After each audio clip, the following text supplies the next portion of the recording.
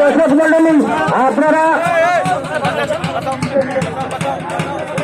খেলা শেষ না হওয়া পর্যন্ত কেউ ভেতরে প্রবেশ করবেন না। বাড়ির মতো ফোন করে 4 মাথার বাজার কর্তৃক আয়োজিত গ্রাম বাংলার ঐতিহ্যবাহী পাতা খেলা, আপনারা যারা দূর দূরান্ত থেকে এসেছেন তাদের প্রতি আমাদের শুভেচ্ছা ও অভিনন্দন। আশা করি আপনারা ফাইনাল খেলা দেখার মুহূর্ত পর্যন্ত অপেক্ষা করবেন।